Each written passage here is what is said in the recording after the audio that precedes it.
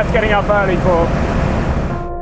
This Californian confection is a Porsche 911 Speedster seen through the eyes of Guntherwerks. Like their first Restomod, the 400R Coupe, this is based on a 993, the last of the air-cooled 911s. There is extensive carbon bodywork, courtesy of Guntherwerks' sister company, Vorsteiner, with the Speedster getting a new, lighter, single-skin bonnet and a new carbon dash to go with the carbon steering wheel and carbon seats. Most of the mechanicals under the skin are very closely related to the coupe, so the monstrously wide tracks remain, as does the 4-litre naturally aspirated flat 6 from Restomod Racing, putting out 435 brake horsepower and 335 pounds-foot of torque. Just 25 will be built, and I imagine they will all be going to people who live in places with a decent climate, like California.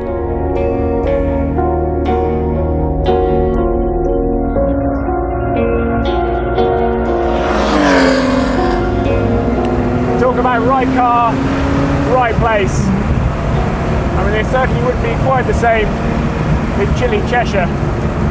A car with no roof, no windows, needs weather like this.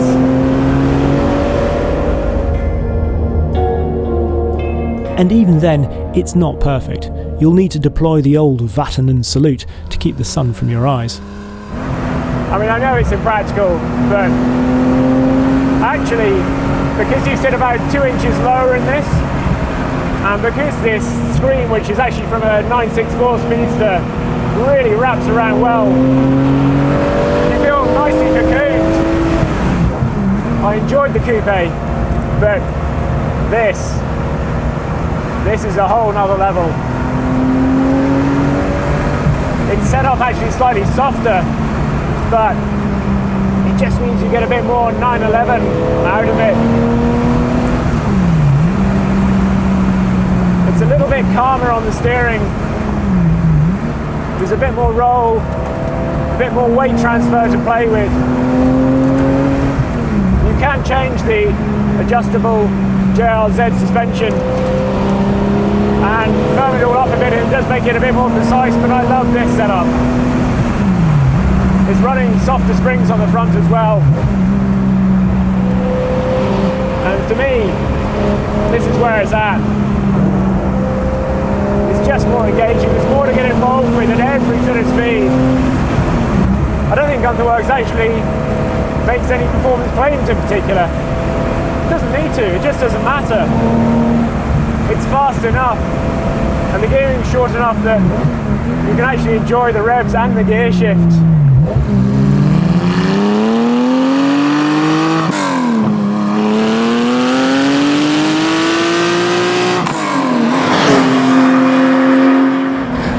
Apart from the lack of weather protection, one of the disadvantages of this is that it's going to be, well, a bit flexy, isn't it? Nope. This is actually stiffer than the coupe, and by quite a bit. Thanks to extra bracing behind the seats, the Speedster has 50% greater torsional rigidity than a 993 coupe, and over twice that of a standard 993 cabriolet. And, despite its extra bracing, the Speedster at 1175 kilos still weighs about 30 kilos less than the Guntherwerks coupe. So it's stiff and light. Just play with it through the corners more. You even indulge in a bit of left foot braking, you feel you're more part of the experience rather than it just being all grip.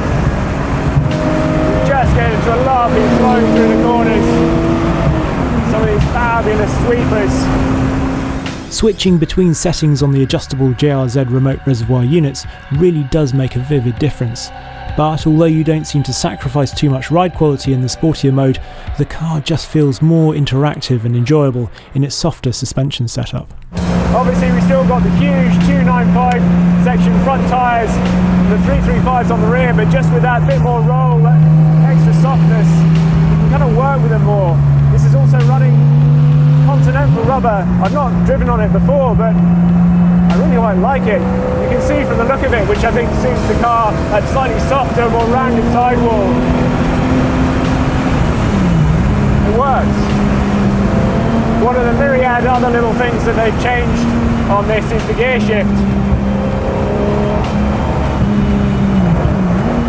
So it looks the same, but they've just tweaked the linkages and the actual shifter itself, just give a bit more weight up the top. And it makes a big difference. Not a big difference, it just makes a noticeable difference. It's that bit smoother, that bit more enjoyable to use. Still positive, but the weighting's now spot on. Given that you might think this is the cruiser, the sound's got much more of a motorsport edge. And in fact, the throttle response is just a little bit sharper as well.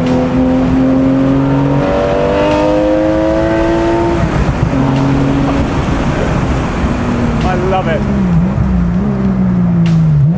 The name on the sill plate says Can, and there are pouches behind the roll hoops that just happen to be the right size for champagne bottles. I'd suggest Veuve Clicquot if you want to colour match. So this really does seem to set its stall out as a poser's car rather than a driver's one. But of course the idea behind the original 356 Speedsters and the most recent 991 Speedster that came from Porsche's own GT department was to create something more sporting than a cabriolet, not simply more stylish. And I think this plays to that idea. Athleticism as well as aesthetics. Tactility as well as tanning opportunities. The coupe is no doubt still faster around a track, but this must run it pretty close. And this is definitely a more enjoyable road car. And with this, you can take a whole Bruce and Rock and turn it into a musical instrument.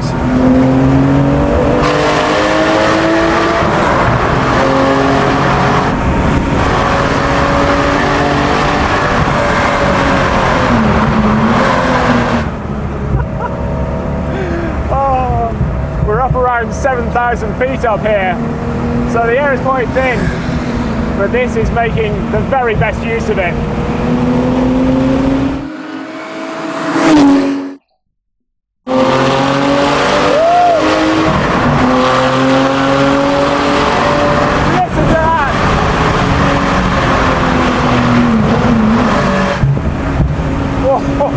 It just sounds so good. In the coupe there was a lot of exhaust noise from that Inconel exhaust, but with this, it's like seasonings being added to a dish. There's just so much more depth, so much more interest, so much more induction noise from the engine. It is so good. This has the bite to it, that real air-cooled edge that I love.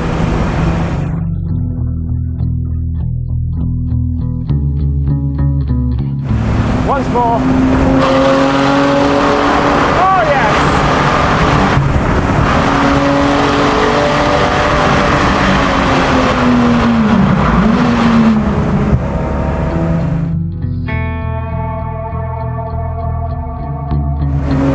There's just a bark to it. An edge. This Restomod engine is... I love it. This might be a car for the right weather, the right occasion, but every time you drive it, it is an occasion.